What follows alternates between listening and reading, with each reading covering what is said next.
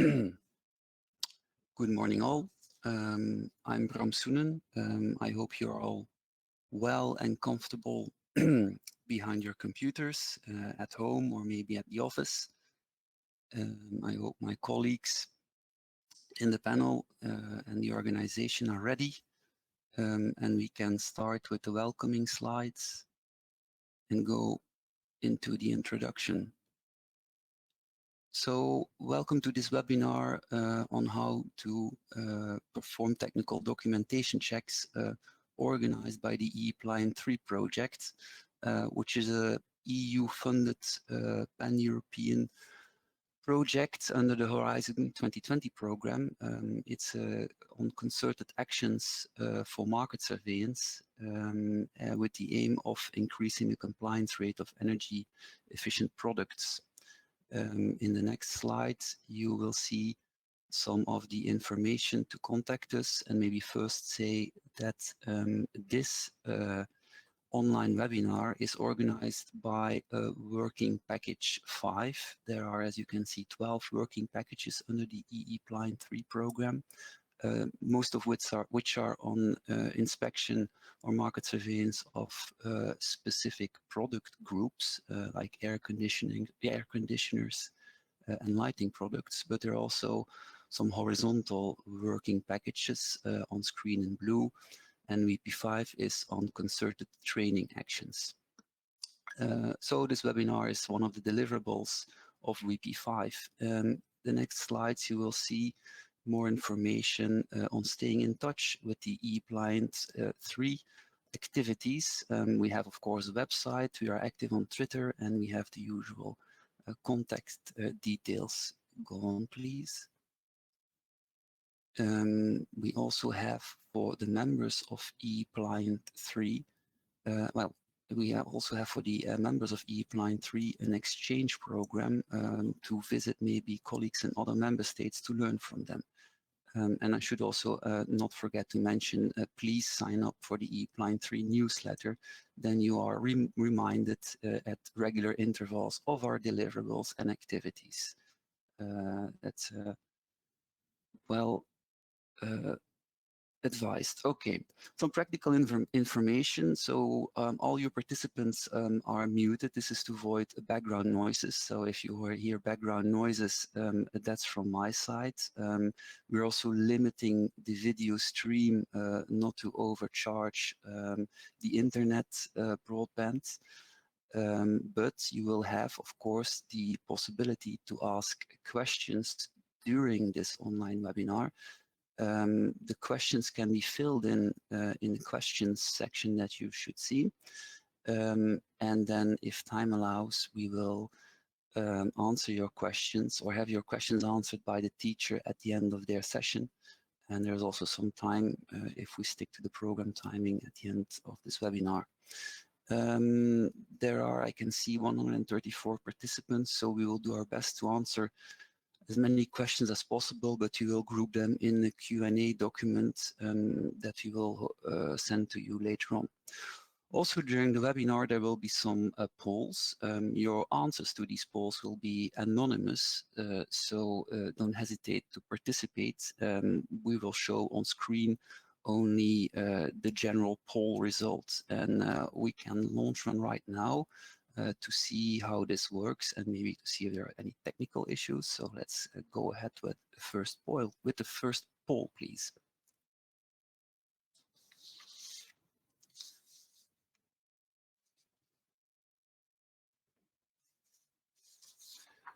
I hope you can all see this and you can click an answer, and then if most people have answered, we will continue with the webinar.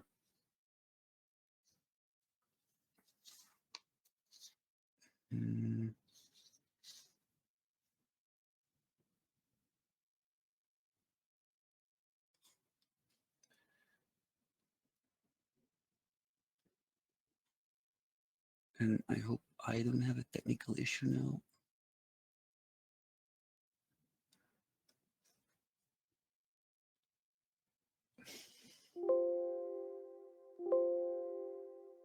Because I cannot answer the poll.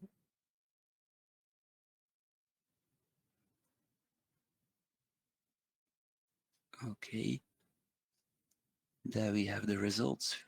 So I need to learn to be a bit more patient to give you the time to answer.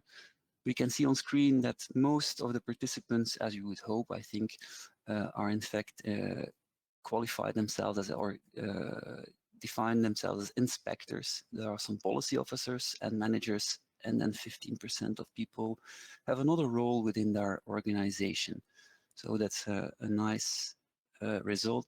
I think we are targeting our target audience. Quite nice. Also, at the end of this seminar, you will receive an invitation to take a test. If you take the test and pass it, you will receive a certificate that you did so. It's not mandatory to take this test, and you have some time to complete it. So by the end of the month, also, you will receive after this webinar an EU survey feedback form. EU survey is the name of the IT tool that is provided by the Commission. So your answers don't go to the Commission, they will come to us, but it's EU survey is the name of the tool.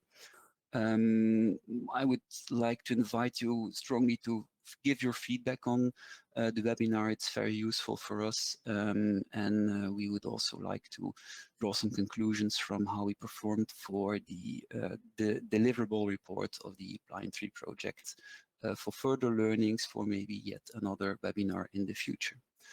So there we are back with our program. I will continue with the introduction, which is on the policy of energy labeling and eco-design.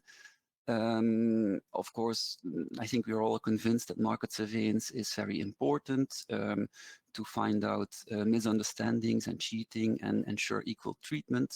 But you may ask yourself, yeah, why are we doing all this? And there is something, the 2030 EU targets for climate and energy policy, which contain a target, next slide please, a target for, yeah, next slide, so we are in the introduction, which contain a target for energy efficiency. And next slide, one of the policy tools to achieve energy efficiency is a product policy. Here you see, maybe not so good drawing of myself, I'll explain a bit, a bell-shaped curve with a dotted line which represents the distribution of products of a certain type, say fridges in the market. So the vertical axis is the number of products sold, what consumers buy, and the horizontal axis is the efficiency, the energy efficiency of such appliances. On the left-hand side, you can see the least efficient products, and on the right-hand side, you have then the most efficient products. Now, if we introduce a minimum limit, the vertical red line, you give an eco-design push to the market because the left part of the products is not allowed to be sold anymore, and you get this orangey curve, a market push from eco-design. If you would have energy label, you give an incentive or you give to manufacturers to improve their products, and good products are rewarded with an A or a B or label, and bad products with a G label, for example, and that pulls the market to the better, more efficient products. And you get maybe a shift in your bell curve, the yellow, the yellow line. But if you combine both eco-design and energy labeling, you get a market push and a market pull, and you can shift the whole bell curve a lot further to the more energy efficient products. And you will see later on that this has a big impact. Next slide, please. So eco-design and energy labeling, we have an eco-design energy labeling framework where we focus on energy-related products excluding transport. So we're not working with cars, but with fridges and industrial motors, etc. The aim is to improve the energy efficiency of these products and their environmental performance, and also to ensure free circulation of these goods in the European internal markets by having one legislation throughout the Union. We look for this at the impact of specific products along the life cycle of the product. So manufacture, distribution, the use phase, and the end of life phase. And we look for eco-design, we set a limit value that corresponds to the least life cycle cost. So for example, good example, a LED lamp might be more expensive than the now banned incandescent lamp, but the lifetime of the LED lamp is 10 years, the incandescent lamp only survives 2 years, and the incandescent lamp consumes typically 60 watts, and your LED lamp only uses 10 times less, 6 watts. So in the end, over the life cycle, you get enormous savings in energy and costs money for your end users. And the labeling helps then if you have two efficient LED lamps and one has the A label and the other one has the B label, well, then you know the A label is still a bit better than the B label, and that might be a reason to choose the A labeled LED lamp compared to the B labeled LED lamp. Next slide, please. These eco-design and energy labeling framework regulations, they are implemented through product-specific regulations. So for each product group, the details of how to set eco-design limit values and how the label looks like and what should be in the product information sheet and consumer information is all written in product-specific legislation that also define very specific terms and product subgroups. These regulations are written to set obligations to the market operators, the manufacturers, also the dealers for the label. They have an application date and they are reviewed so that we keep track of market and technology developments, and also the conformity assessment, measurement methods, and verification procedures are detailed in those regulations. So the essence of product-specific aspects is in those product-specific regulations. Next slide, please. Slide, please. So this is what it looks like for the Eco Design Directive. You have on top, you have the Eco Design Framework Directive, the 2009-125-EC, and then you can have vertical, so to say, implementing measures, the regulations for specific products like transformers, boilers, washing machines, etc.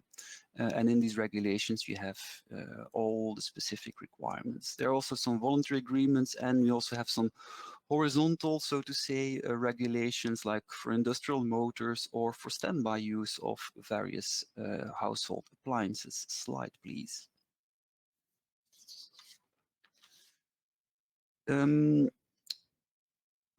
So this legislation, so the policy, this is not, there are many products covered by these kind of regulations, and this doesn't come overnight. So there's a whole policy-like cycle which runs for different product groups. Everything starts from the working plan, where the Commission lists priority products. Then the Commission does all the heavy lifting with the help of a consultant by organizing being a preparatory study, organizing stakeholder meetings, and they look at those life cycle impacts and costs I was talking about. Long studies, often hundreds of pages, and they list so the impacts and the state of play in a consultation forum then, where you have member states, but also still stakeholders, industry, representatives, traders, also environmental and consumer NGOs, have a look at the studies and the policy options presented by the Commission. In the meantime, the Commission does a lot of administration. Also, they do an impact assessment, which is a formal procedure to really evaluate cost and benefits. They consult with their other departments. They also have to notify our colleagues in China, in the US, through the WTO, the World Trade Organization. And in the end, if all goes well, the regulations are discussed and amended and voted in regulatory committee and discussed in an energy labeling expert group. And then our parliament, of course, we live in a democracy, they have the right to supervise and even veto what we decided if we did something wrong. Then you have publication, and then all misery starts for industry, and consumers become happy because there's a new label. And market surveillance also has to start doing their duties, looking at implementation and what manufacturers do. Slide, please. So the next slide shows specifically for eco-design what this process looks like graphically, and look at the bottom, 55 months. It says it's a 55 months. It says it's a lengthy process. It's very robust, I would say, lengthy but robust. So I am a fan of this policy. I think we are really doing a good job within the eco-design family, we sometimes call ourselves. Next slide. So to those new, welcome to that family, I would say. So here's a brief history. How long has this been going on without us knowing, or knowing? I don't know. Well, quite some time. It started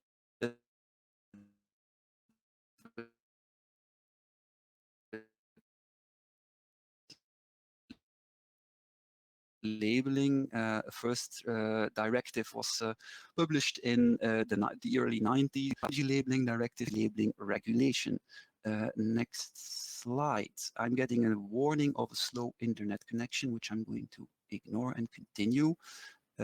Elizabeth, call me if there would be an issue.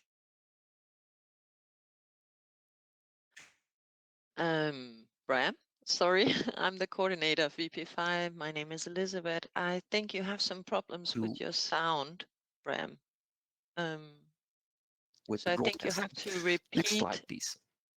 So Bram? I will now focus on some developments. Bram, can you hear me? Okay. I think we have some problems with the Bram's internet connection. Yes. So if you could go, can you hear me now, Bram? I think I'm there. Can you hear okay. me? Now we can hear you. We had some Okay, problems. no, I don't hear you. Net connect now, not anymore. No. If you could turn off your camera, Bram, turn off your camera, and I think this would help. Sorry for interrupting the webinar. That is what can happen. Yes, if you can you please say something again, Bram? Okay. We'll just leave it for 2 more minutes. While we're waiting for Bram, he's getting a good connection again. We can share yet another poll. So if you could answer this question, whether your organization is working on eco-design or energy labeling, or both eco-design and energy labeling, or other areas.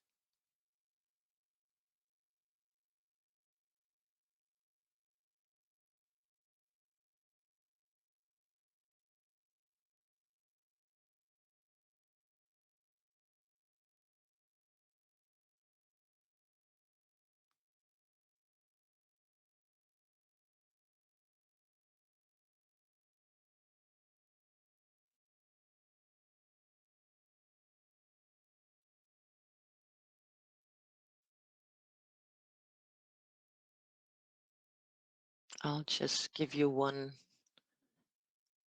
10 more seconds to vote, and then we're gonna close the poll and show the result. Meanwhile, Bram, please let me know if your connection is okay again.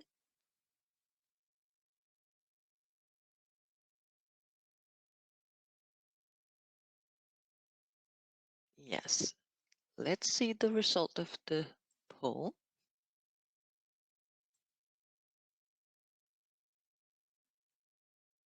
As we can see, the result is that almost 2/3 of the audience are working with both eco design and energy labeling. Yes. And let's take a third poll regarding your experience. Now we have a video. Can Elizabeth confirm that I'm back online? Oh, that's good. Hello, Bram. Welcome Hello. back.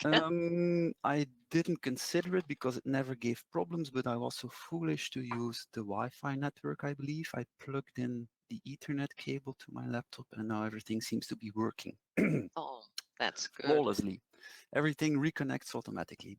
I think we lost the audio around the brief history. So if you Well, could. everything is in the slide, I think. I just wanted to point out that in the early 90s already we started, or I wasn't there yet, well, not in this policy. I was there, but didn't know about the label in the early 90s, and that work continued throughout the 90s, the years 2000 up till now. And that in the next slides I would like to focus on the recent developments because we fairly recently had the energy labeling regulation, which introduced some key changes in the energy label framework. First of all, I think the registration database, EPRL, is a very important or the most important novelty. There's a new label design, which is also important, less so maybe for market surveillance, and also important for the policy, a rescaling and a new A to G scale for the label. Next slide, please. So the EPRL is I think, the European Product Registry for Energy Label. The idea is to have two parts to it. One to inform consumers, a public part, and also a part to help market surveillance authorities check compliance. So the compliance part. It also allows dealers to download the product information sheet and the energy label, and it's a kind of quick check tool, I would say, for manufacturers. It provides structure to how to provide your even nearly all your technical documentation online if you wish. There is a link in the slides to a page where you can find all relevant information for the IT tool for market surveillance authorities and industries. So we have the compliance part. That is the link to that. I wanted to add a snapshot, but the problem is that I have technical issues getting access. It hangs when I log in, so sorry. But you can, as a market surveillance authority, you should have access to this. Since 2019, in fact, all products need to be registered, also products from before that. And the consumer part has a lot of delays, unfortunately, but is now announced to be online 1st of April 2022. Next slide, please. The new label design with the new scale you see on the right hand side of the slide, you see the new A to G scale. It's actually Back to the Future. It's the old scale. We got rid of the pluses that we had until very recently, and you might still find on old stock maybe. No, I don't think you may. But now I'm getting into maybe a gray area question. But the pluses are off the energy label. Next slide, please. So there was rescaling. It was necessary to also not only adapt the name of the energy classes, that A++ became A++ became B, and A+ became C, etc., etc., but also the old energy label, that first slide with the bell curve, all products have been pushed to the extremely efficient parts of the scale, and many products were A++, A++, A++, and F and G were already banned by eco-design, so the energy label scale was not used to its full potential anymore. And on top of that, what is the difference between A++ and A++? you have to wear spectacles to see it. It's not very obvious. So that's why there was a rescaling also, or redistribution of the products within the scale, leaving A and B classes empty.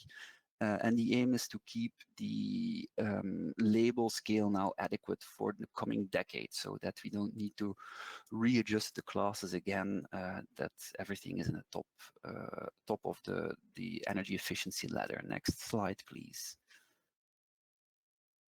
The Eco-Design Directive, how could I forget? This directive is relatively old now. It will be revised in the framework of the Sustainable Product Initiative. So the Commission will, I think, communicate on that end of March. So very curious about that. This is to have more focus on material efficiency aspects, but already in the recent product-specific eco-design regulations, eco-design still serves its purpose well. We can already have resource efficiency requirements in the sibling regulations.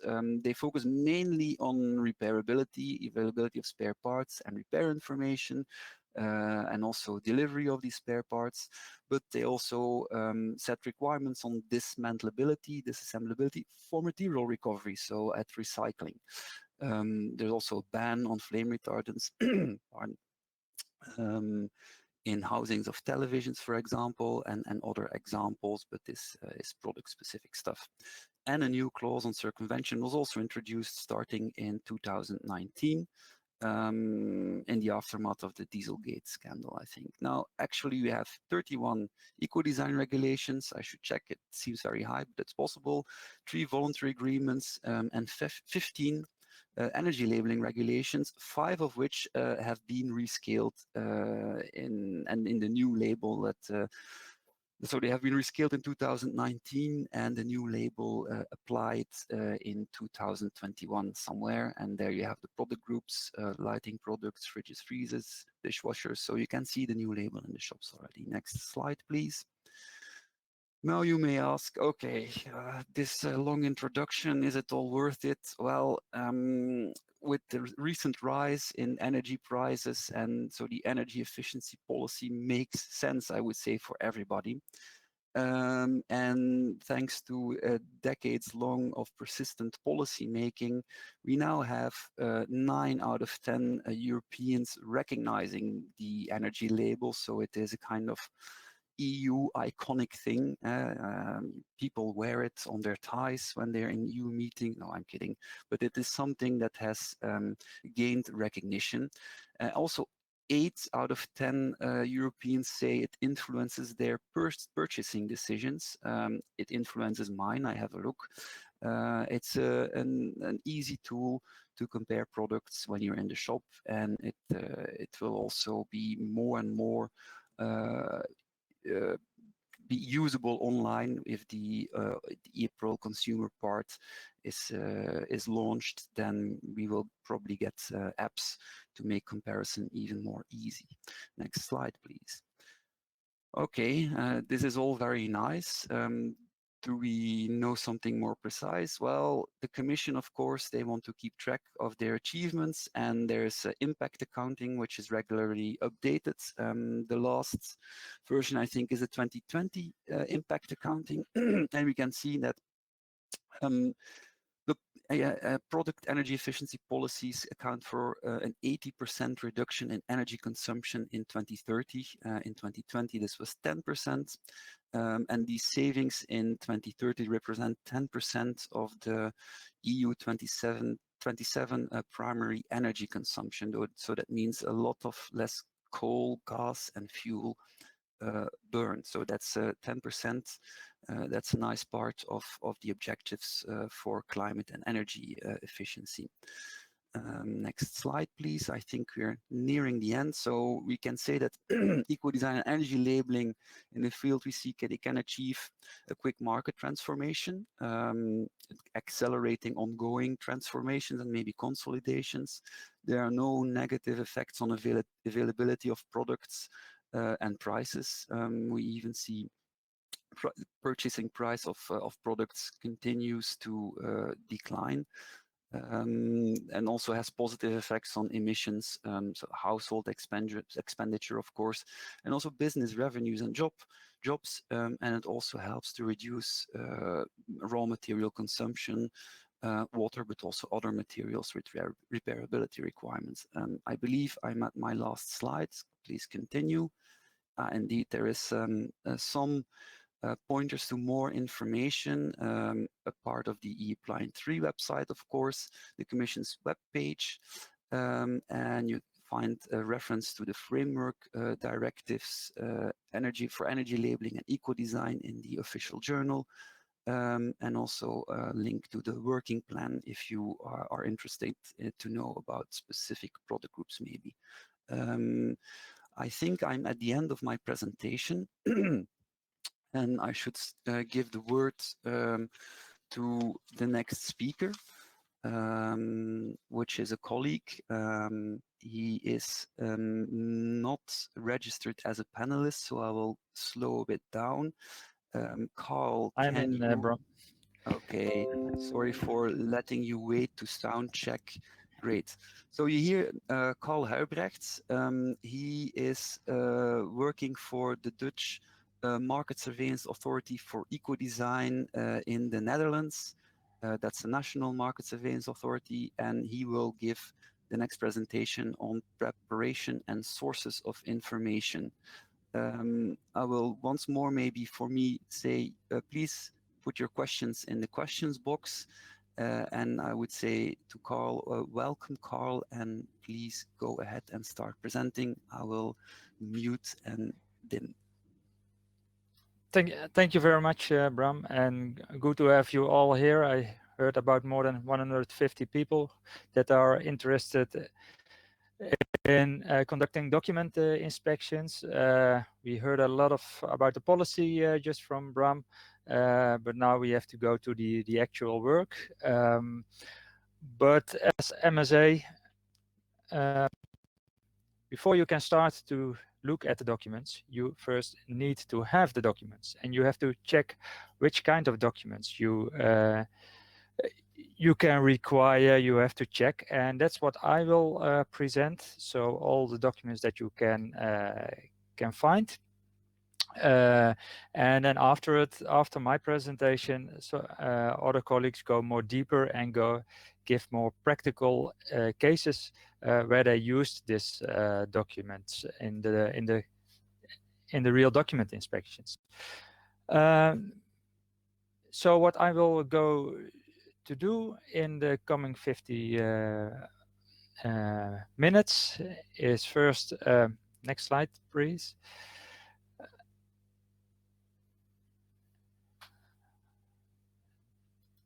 Yes, first I give some terminology, so wording that is used in the rest of the presentation.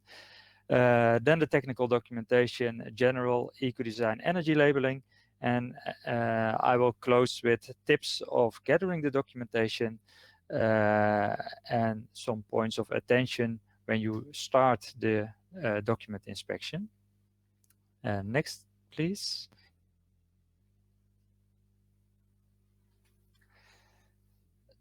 So Bram already told there is some difference between eco-design and energy labeling. In eco-design, we have the economic operators, the manufacturer, the legal representative, and the importer. And in energy labeling, most of the times these three parts are are mentioned together as being the supplier. So if sometimes in this presentation we use manufacturer, sometimes supplier, then you know the background of this naming. Eco-design does not have the economic operator of a dealer or a retailer. Energy labeling has, but the dealer has limited responsibilities in drafting the technical documentation. So we go not into the deep in the obligations of the dealer. The main is the supplier and say the manufacturer. Next, please. Another wording that is used in eco-design, we use the word conformity assessment, and in energy labeling, technical documentation.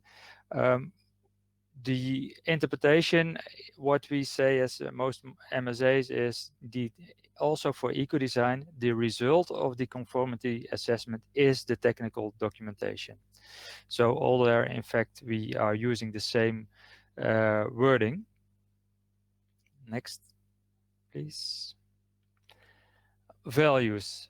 Values is very important in checking the documents. We have several kinds of values. The measured value, when the manufacturer has done a test and he has measured something, that's the measured value. Then the manufacturer decides with which value I'm going to continue all my further calculations, what I are going to use. That is the declared value. Then we also, the measured values and declared values are going into calculations, and then you have the calculated value. And finally, especially for the consumers, there is published value. So the values that are used in the product information sheet, maybe in advertisement, etc. So in the legislation, you have every time you have to look what kind of value is mentioned, and you have to go back for every regulation to look how is this used. Measured values are measured values used for the calculations, or are declared values used for the calculations. That's an important part you have to find out for every time you start checking a regulation. And finally, we have the determined value. That's the value if we finally, as MSA, do a test. That's the determined value. Next, please. So I'm going to go in detail in the following slides, but there are some general points I always see that is a bit missing. Some people think the technical file is only the test report. That's not right. It's much more than the test report. Eco-design and energy labeling, the requirements can be different. So you have to check both regulations if you do a check on both related regulations. We do not need independent tests by notified bodies for eco-design. There's only one exception for the efficiency of gas and liquid fueled boilers, but the others, there's no mandatory notified body involved. And also in April, I often heard comment is, I could not find everything in April. That's right, because it's not mandatory to fill in everything in April. So that having said, I think we first go to a poll.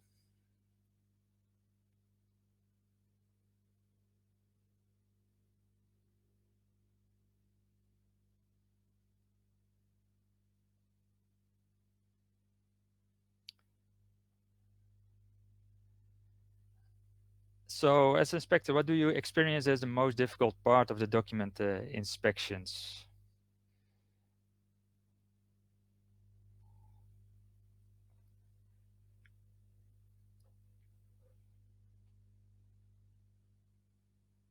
Yes, I think going too close already.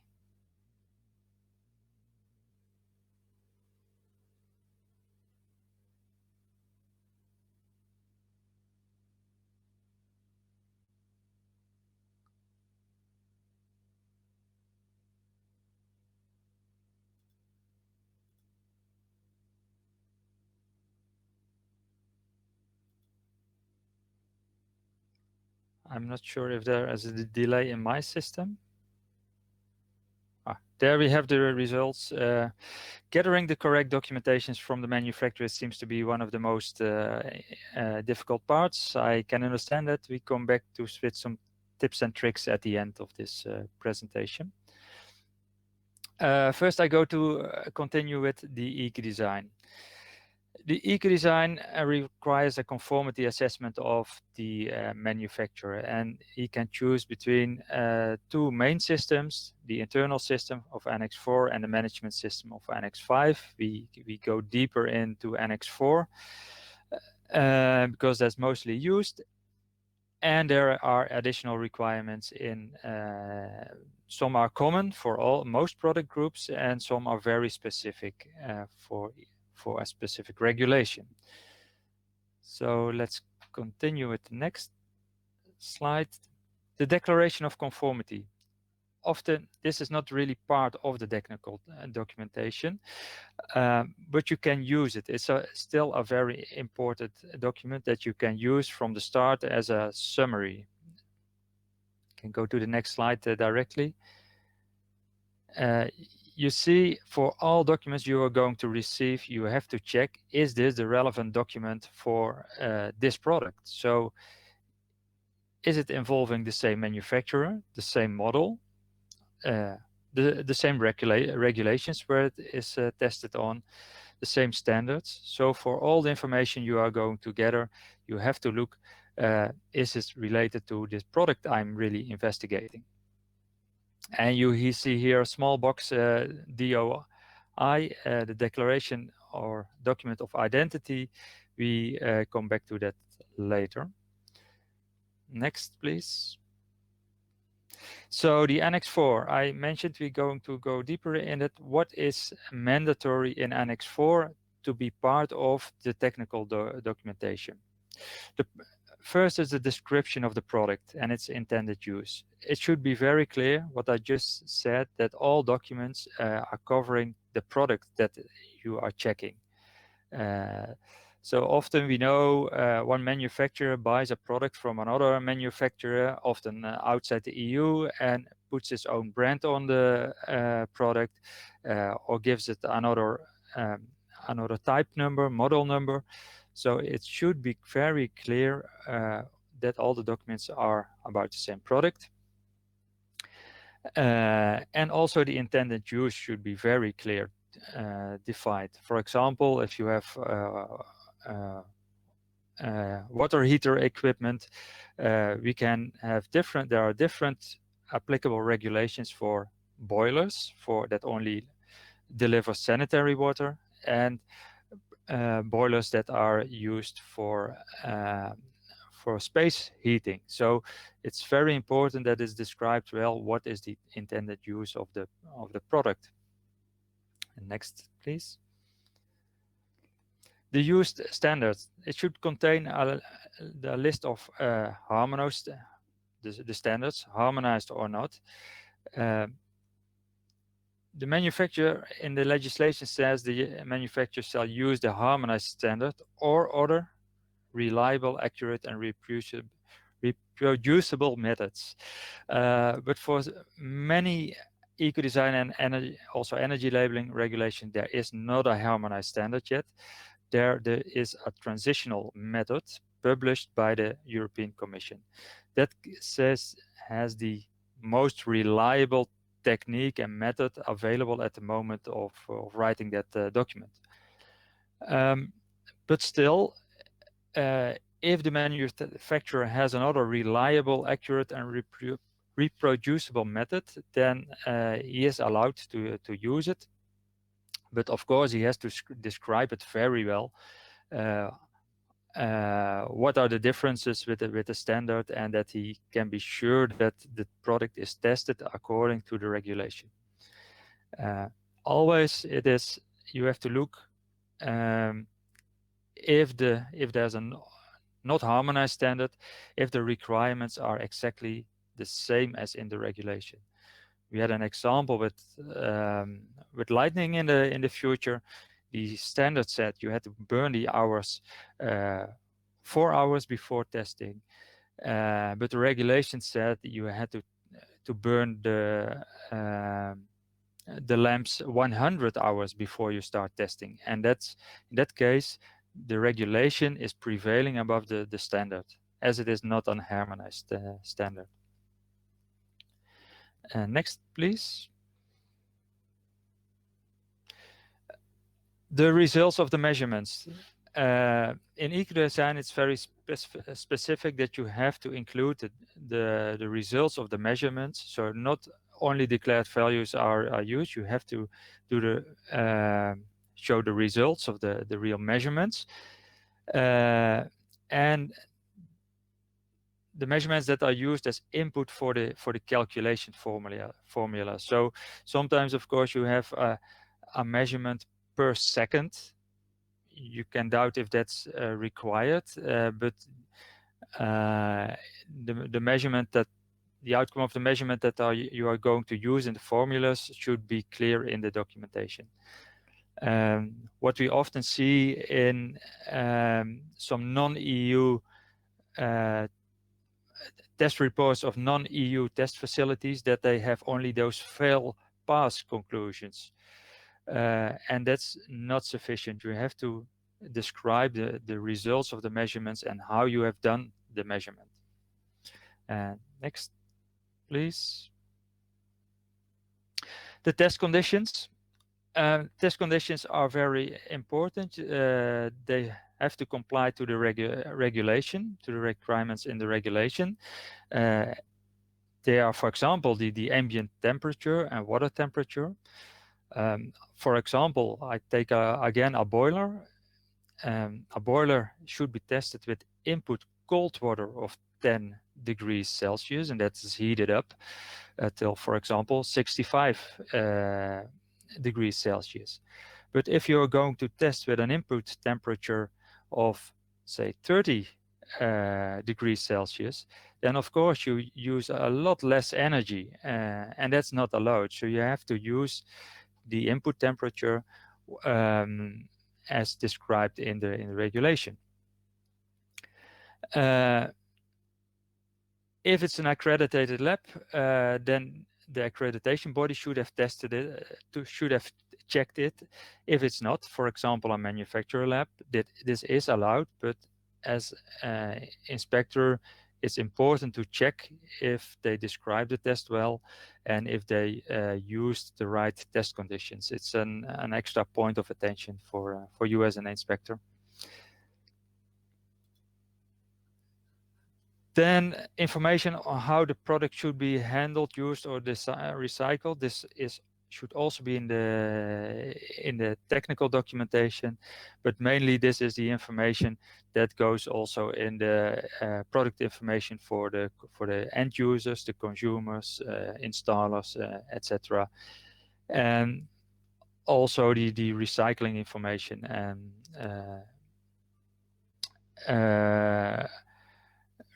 how to handle the product at the end of life. And with the example, we have some experience in the Netherlands is with fluorinated gases in air conditioners and in heat pumps. They have a high global warming potential, so it's very important. If they are sold as a low carbon products, but if the fluorinated gases are emitted, then you do not have any environmental profit for using this product, because the fluorinated gases have a greenhouse warming effect that is much higher than that you have used, say, solid or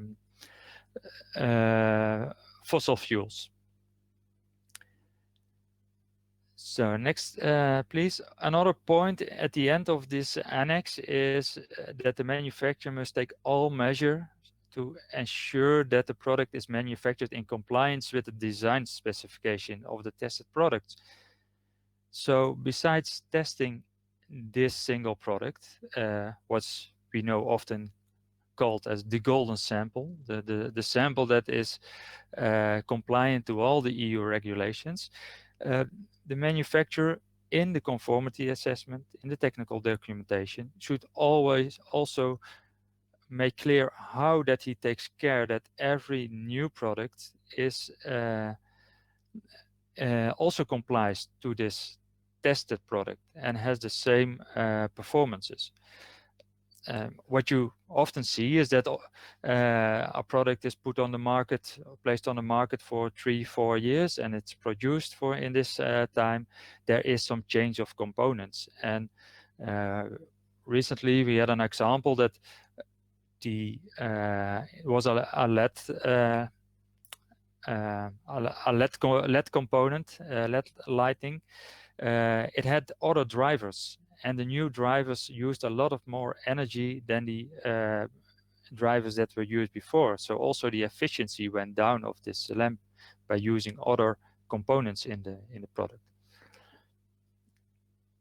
Next, please.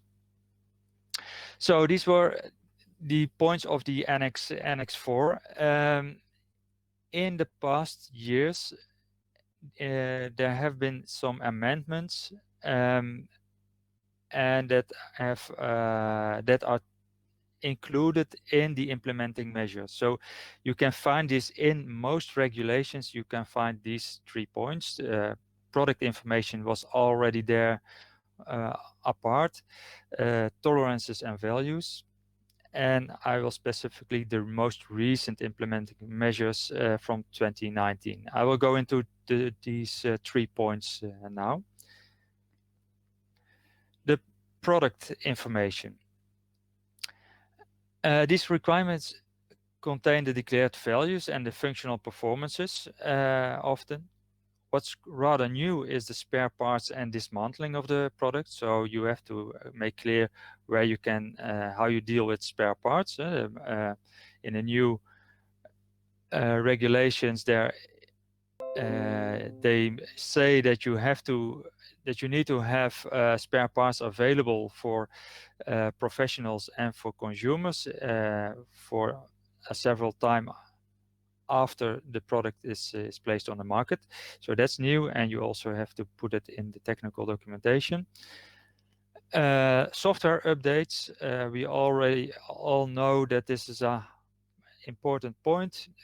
You buy a television, and the first thing what happens when you switch on the television is that there's a software.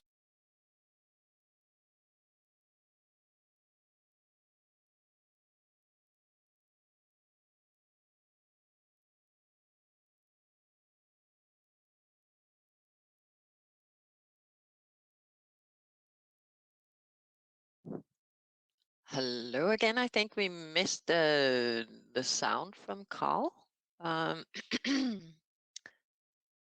Let's see. Let's just give him a minute to fix his sound problems, his audio problems, and I'm gonna share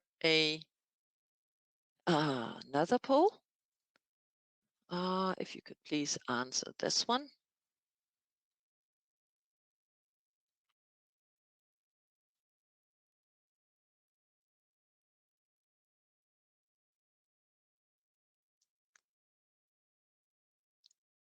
And this time we're going to leave the poll open just a little bit longer, so everybody have the chance to answer it.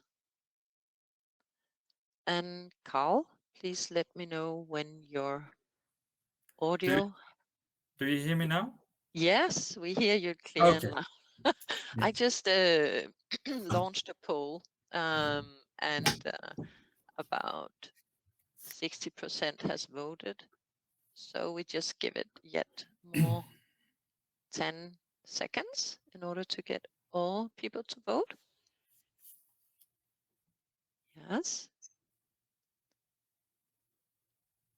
So I'm going to close the poll now in 3 seconds. If you want to answer the poll, it's now. Okay, let's see the result.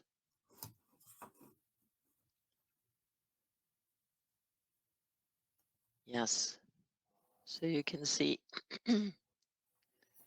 Oh, there are actually the audience.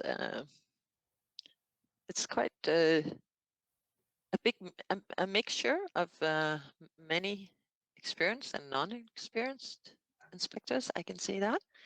Are you ready to move on, Carl? I think you have to start on the slide product information again because we. Yes. Okay. Thank you.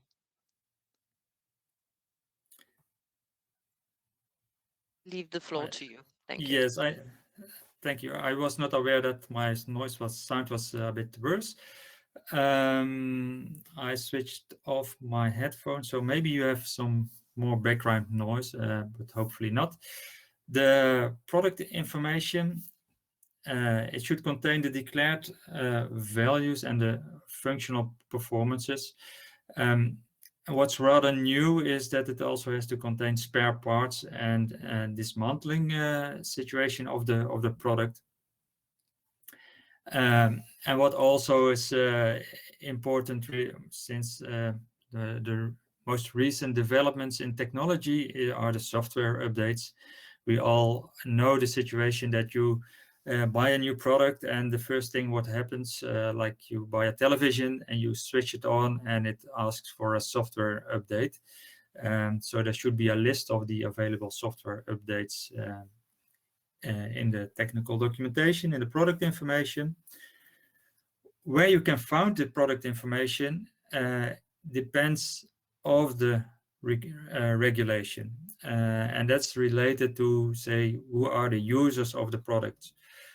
Sometimes, in most cases, you need to have this in the technical documentation.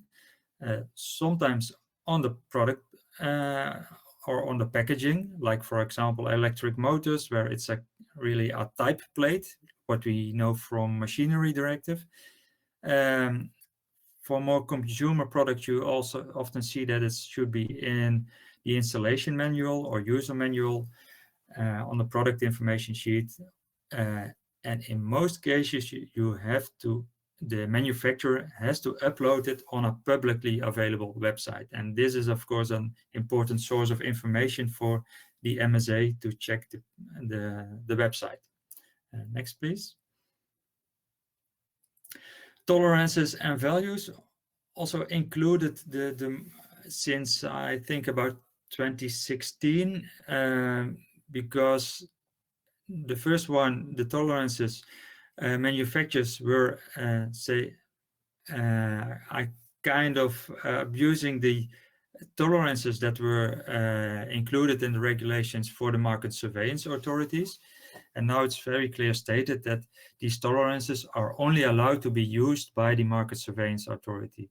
So if the efficiency should be 30%, and the MSA in their test have to use a tolerance of 2%, then it's not allowed for the manufacturer to say, oh, I measured 28%, but plus the tolerances for MSAs, I come on 30%, thus the product is compliant. That's not allowed anymore.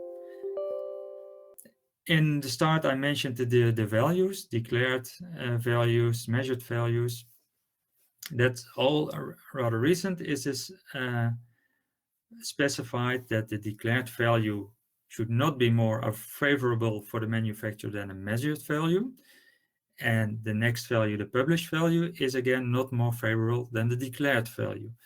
So this is one point you have to check in the documents if they are not abusing these kind of values. But you have to go back to the regulation, to a specific regulation. How can you deal in this specific regulation with, for example, the rounding of the products, and where in the calculations the manufacturer has to use the measured value and where the declared value. So you have to go back to the specific regulation on this. Next, please.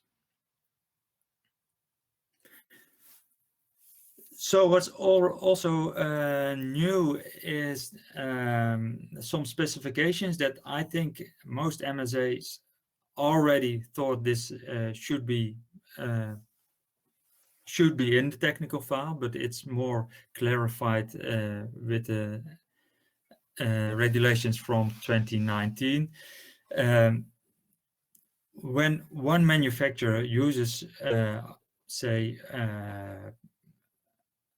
rebrands or uses a product of another manufacturer, so it's often called OEMs, original electronic manufacturers, and another company is rebranding it on its own name, that it's very clear that this new manufacturer needs to have the details of the calculations. He also has to verify the accuracy of the calculation. So I buy a product from another manufacturer to brand it for my own on my own name, then I cannot say, okay, I have the declaration of conformity, the product should be all right. I don't need to have additional technical documentation. That's not right. The new manufacturer has to need the details and also has to check whether all these calculations are right. What he also needs to have is a declaration of identity between the models of the different manufacturers. So the test report of product X is also applicable to product Z. So it should be very clear that it's related to the same products. Also, another point is if the products are from the same manufacturer. So, for example, a manufacturer brings on the market a product, one for the Belgian market and one for the Dutch market, and only there are some changes in the naming of the product, but the efficiency, etc., is the same. Then these are equivalent models, and then he has to provide a list of these equivalent models. Where this is important, because if in this case we in the Netherlands find out that the product is not compliant, then also the other product equivalent models are considered to be non-compliant. So that's a very important also for your ICSMS buttons to your colleagues in Europe. What's also new is that the energy label product information sheet should be available, and the information should be in the same order as in the product information sheet. So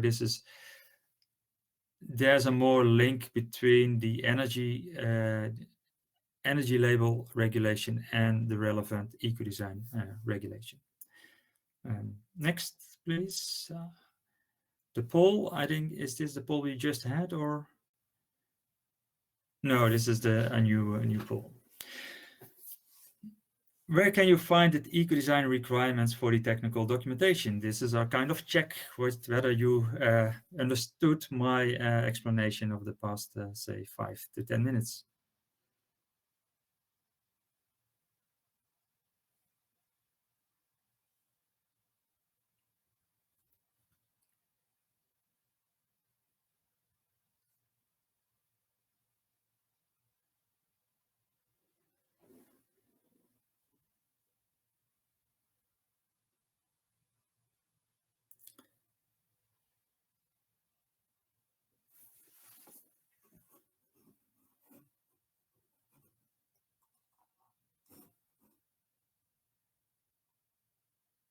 So are we getting ready to the answer?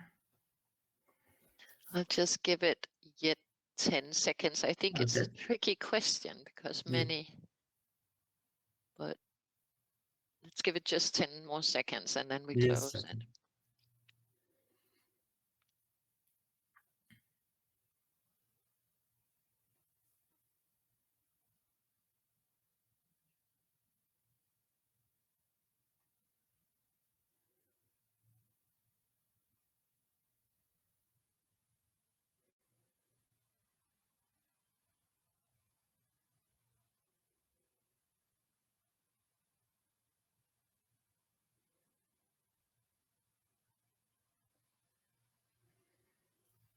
Yes, indeed. And I think some have in the eco-design directive, in the articles of the implementing measures, in the annexes.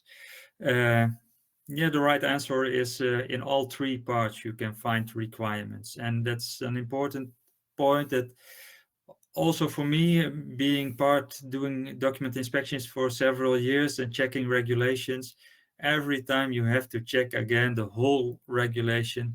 Can I find somewhere a reference that this should be what should be included in the technical documentation? And I think, but that's maybe could be kind of called policy recommendation. This is also probably the cause why the documents of the manufacturers are not always often not complete, because they also do not take the time to check the whole regulation and check what should be in the documents every time and for every regulation. Although they should, of course, like we have to do this too. Next, please.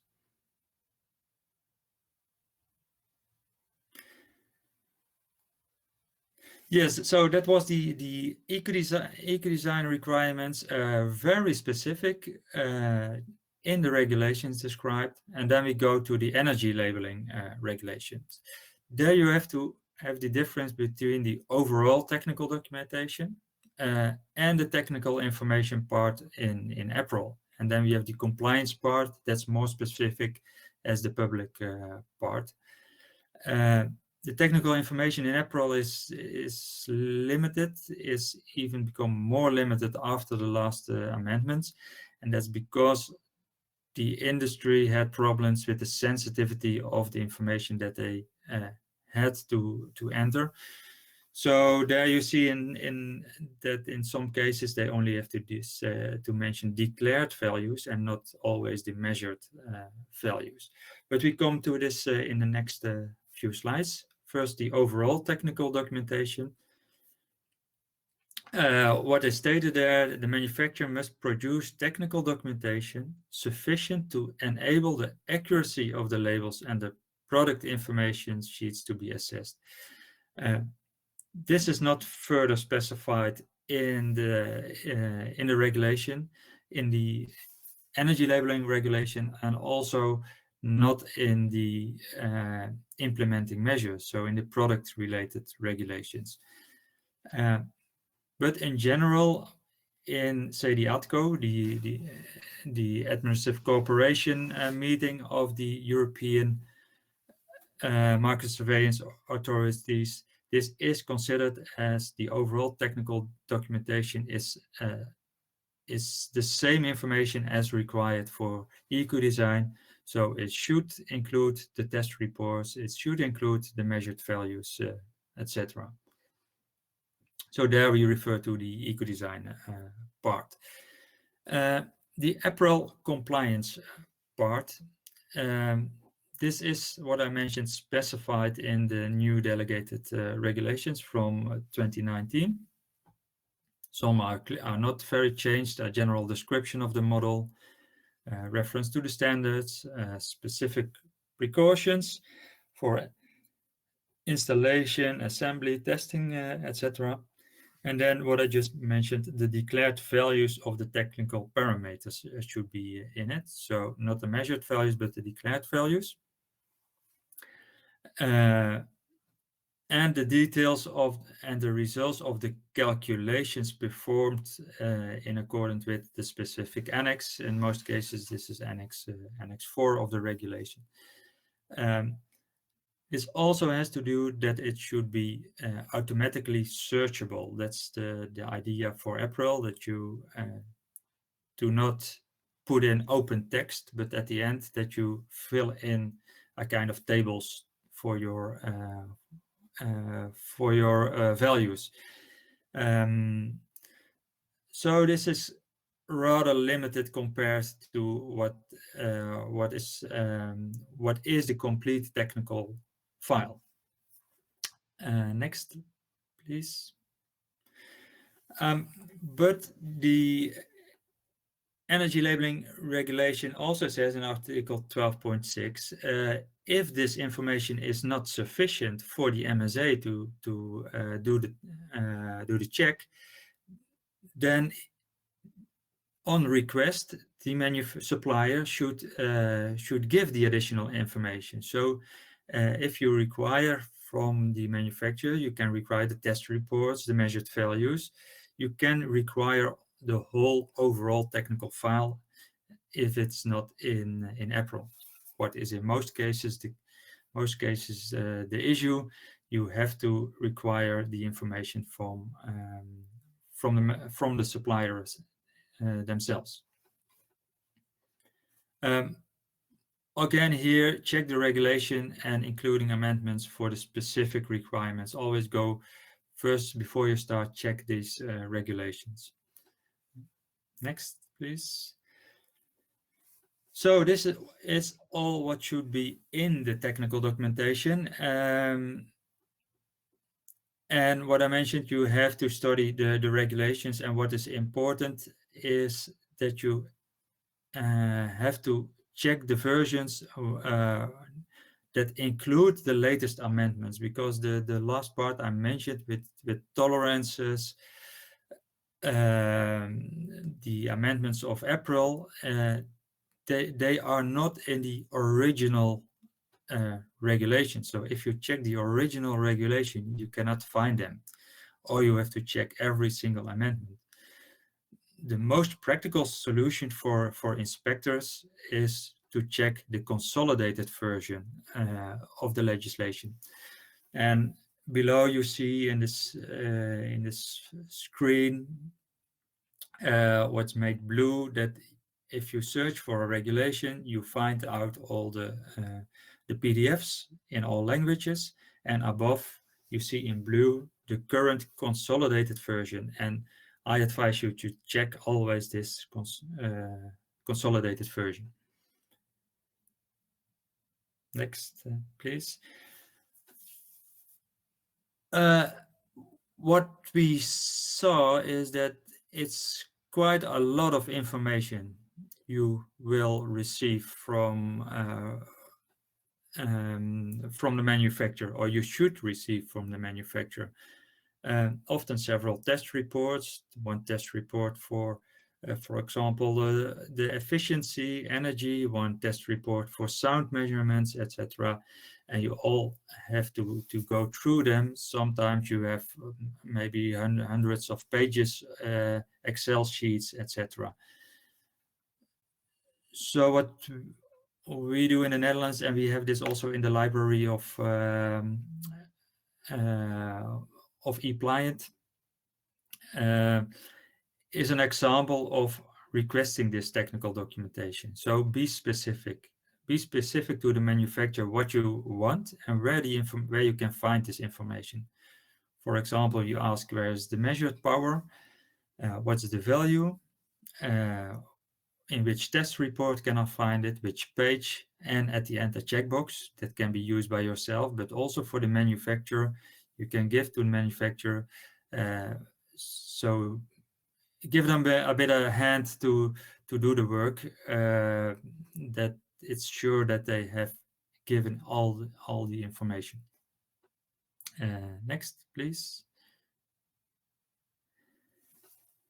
So gathering technical documentation.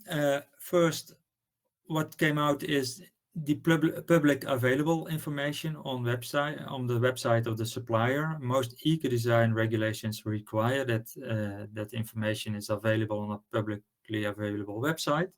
So you can start that. That's often the most specific information. Then you start extracting the energy label information from April, and both those information is not sufficient.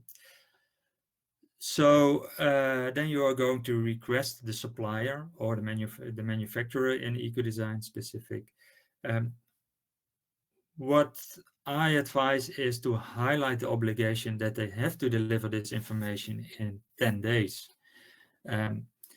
Often you come in the situation that they do not deliver it in 10 days, or you keep on asking and asking. And I advise to make very clear, if they do not deliver it in 10 days, they are violating the legislation. So it's not a kind of voluntary request, it's a request of an MSA, and legislation makes clear you have to offer this in 10 days. You can make your own idea if you make this 10 real days or 10 working days, or that you take into account, for example, a public holiday or etc. But be specific, be clear, and also be specific and use a template for the request. Make clear what you want, because if you ask only for the technical in general for the technical documentation, you often only receive a declaration of conformity, and if you are lucky, a product information sheet and maybe a test report, but be specific to the manufacturer supplier what you want to receive. Next, please. So was there another poll? So the test report is not an EEPLIANT. What do you do? Close the inspection because I cannot complete it. Request the supplier for the test report. Enforcement actions on non-compliance. Or you do not know. That's also a possibility.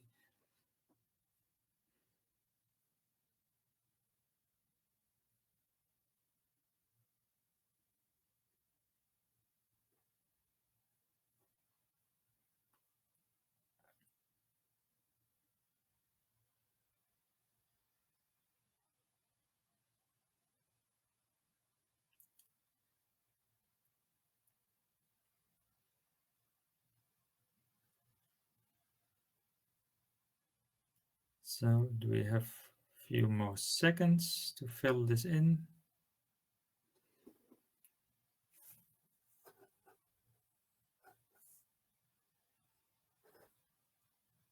Yes, most have this right. Request the supplier for the test report. That's the most important. In most cases, this is the best option to choose. Thank you very much. And the next one, organize the files. Still, you have this, and maybe you use the template. You have to order these files. Often badly organized. You receive non-relevant documents, for example, low voltage directive documents, machinery directive documents, etc. So the first point for checking for every document, is it related to the selected product, to the selected model? Is it related to the right manufacturer? Or is it related to the Ecodesign Energy label? Next one, please.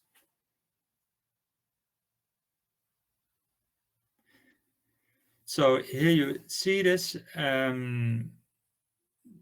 again, what I showed before, and between the test report and the declaration of conformity, the main file, you see this declaration of identity, and this is very important.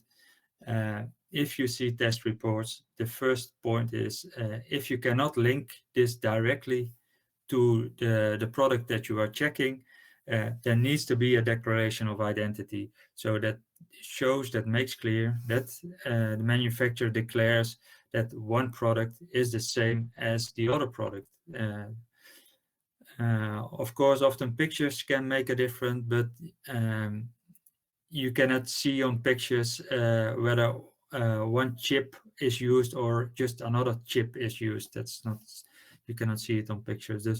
So there should be really a declaration of identity in those cases. And what is now in the Ecodesign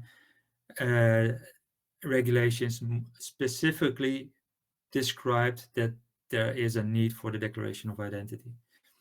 Next, please.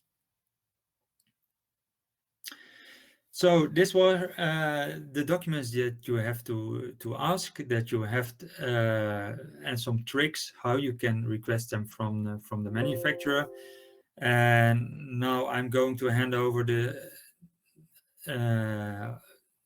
presentation for the other colleagues who have more focus more on practical experiences on several subjects, several cases that they had inspected. So thank you for your information. I don't know if there is any questions for the moment.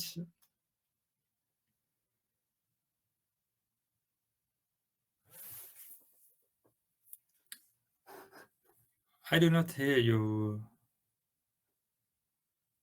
Your sound is on, but I do not hear you.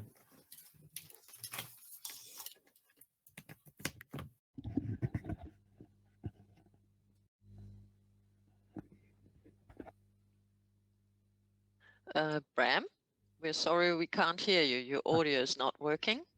Yes, maybe try to not use your headphones. I don't know.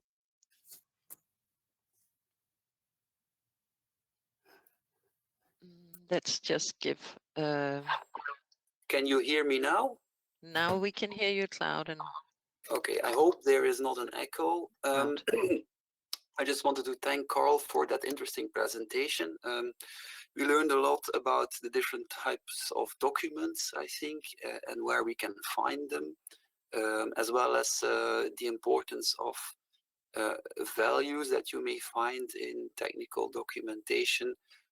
We got very little questions, so either everything is crystal clear or people are a bit awestruck by the amount of information, because it's not easy. Luckily, I would like to add maybe to the presentation that in the most recent regulations involving also April, it is very clear where you can find the declared values and the measured values in the test report that you may need to ask for. But if you have questions on any of these aspects where you can find something or what something means, don't hesitate to ask. In the interest of time, and we have time for questions and answers at the end of the seminar. So in the interest of time, I would maybe like to hand over the word to our next speaker, Sonia Martin, working, and I will maybe embarrass myself a bit, for the Fundación para el Fomento de la Innovación Industrial, F squared, I squared in short. It is a not-for-profit organization that delivers technical support to the Spanish Ministry of Industry, and she has done work both for the national and regional authorities in Spain, and I know her from, of course, work in European projects. And I would say, Sonia, the floor is yours. Go ahead. Thank you, Bram. Good morning to all of you.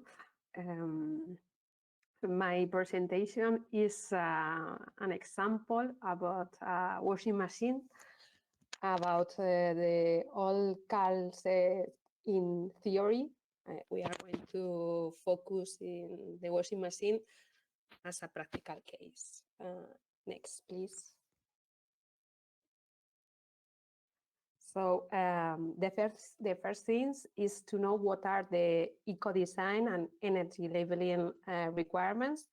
So we will have to check these requirements in the applicable regulation that are those you have in the screen. But we have an omnibus regulation that it was in force in March last year, and modify some parts and clarify some parts of these regulations. The regulations of the washing machines was applicable in March last year, so we have new labels right now on the shops, and we have a new eco-design requirements. Next, please. Then, after knowing what are the requirements, we will have to find out if there is a harmonized standard for testing and to know what are the parameters that are required in the regulations. So in the EC webpage, there is a part where we can find the harmonized standard for many directives and many regulations. In the case of eco-design and energy labeling, we can have several cases for regulation. We can have a harmonized standard for the regulation. We can have transitional methods of measurements, or in some cases, unfortunately, we don't have any of them. So, but in this case, we are very lucky, and for the washing machines, we already have a harmonized standard. The difference between a harmonized standard and a transitional method of measurement is the harmonized standard is harmonized with the requirements of the regulation, so it's easy to apply when testing. But if we have a transitional method of measurement, maybe we can have to use 3 or 4 different standard tests to have all the parameters required in the legislation. In this case, we have the harmonized standard for both regulations. It is the same because the tests are the same for the eco-design and energy labeling. The parameters are the same. We have here something that I think that is important to point out. It is the amendment. The standard is the 456 of the 2016, but then we have an amendment of 2020. This is important because the amendment contains many information that modifies the original edition of the standard. In this case, the standard of the 2016 contains the test for the old regulation, but the amendment contains the information for testing according to the current regulation. For testing washing machines, right now we have to test 10 cycles. Some of them with the rated capacity, some of them with the half capacity, and some of them with a quarter of capacity. The capacity is the number of the kilos of the washing machine. Next, please. So the next step is to focus of the action of our market surveillance activity. Next. The first is to clarify what will be the scope. In this case, we have washing machines, but we can choose Wi-Fi washing machines or any other characteristic of the washing machine. For this example, for example, we have select a washing machine of 8 and 9 kilos that in our market are the more used.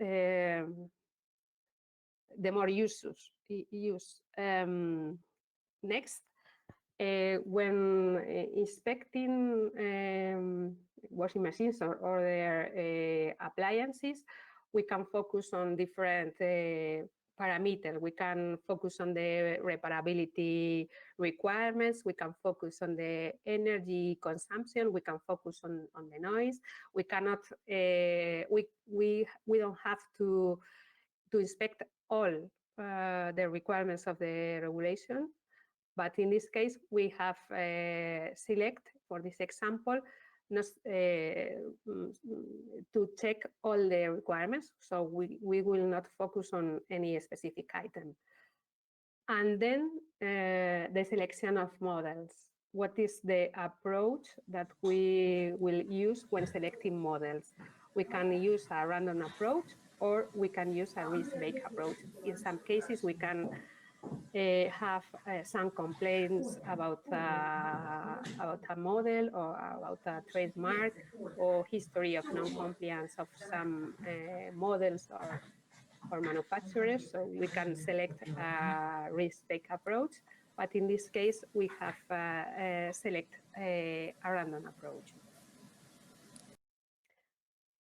Then where we can find the information, as already Carl explained in detail, we have the EEPLIANT database.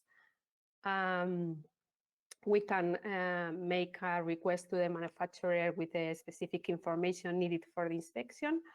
And we also have the web page of the manufacturer that, according to the eco-design regulation, has to have some product information that is mandatory. So we have here the content of the request to the manufacturer. Regarding to the eco-design regulation, we will have to ask for the declaration of conformity. We will have to ask to comply with the general requirements. The technical file has to be according to Annex 4 or 5, according to the Eco-Design Directive, with the description of the product and its intended use, the list of harmonized standards, the results of the measurements on the eco-design requirements carried out, and many things that Carl has explained before, so I'm going not to repeat it. But in more of the cases, the list of harmonized standards and the results of the measurements are in the test report. So next, please. Next. And here we have the specific requirements for eco-design for washing machines. So if we go to Article 4 of the regulation, the eco-design regulation for washing machines, we have that the manufacturer has to provide the declared values of parameter listed in points 3 to 7 of Annex 2. That is, Annex 2 is eco-design requirements. He or she also has to provide the details and results of the calculations undertaken in accordance with Annex 3, that is measurements, methods, and calculation. The declaration of identity or extrapolation calculation is, if applicable, that is, as already Carl has explained, in some cases, one model is very similar to another model, and it is not necessary to test both models, and it is allowed that the manufacturer test one model and then extrapolate the results or calculations to another model. And in some cases, we have different manufacturers, and the manufacturer can make a declaration of identity between the two models. In some cases, we can, if there is equivalent models, the manufacturer has to provide the list of these models, and the information of Annex 6 of regulation of energy labeling regulation of washing machines, that is the technical documentation, that is something that has to be provided in the compliance part of the EEPLIANT database. And then the user manual and the web page address, because in the eco-design regulation for washing machines, there are some information requirements that has to be in the user manual and in the web page of the manufacturer. Next, please.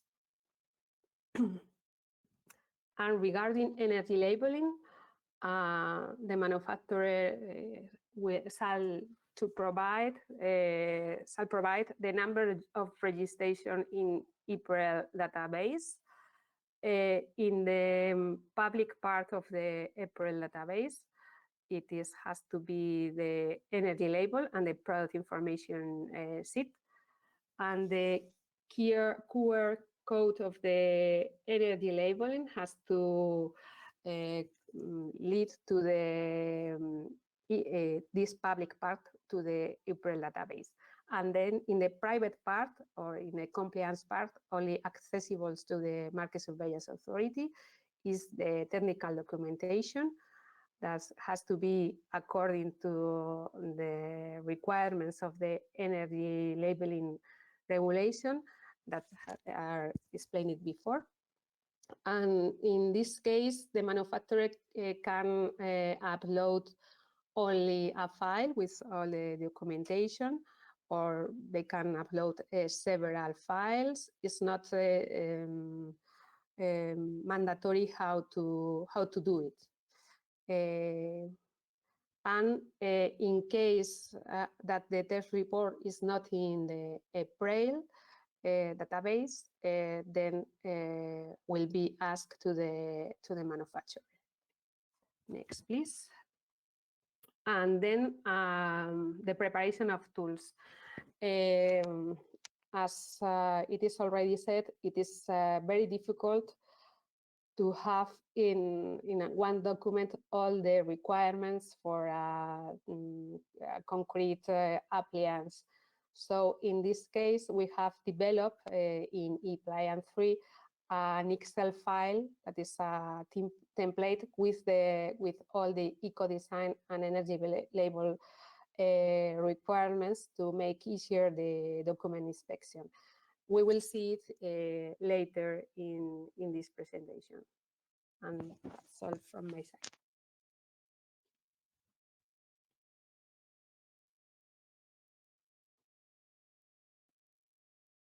Thank you, Sonia, for that interesting presentation. Looking forward to have a look at the Excel tool.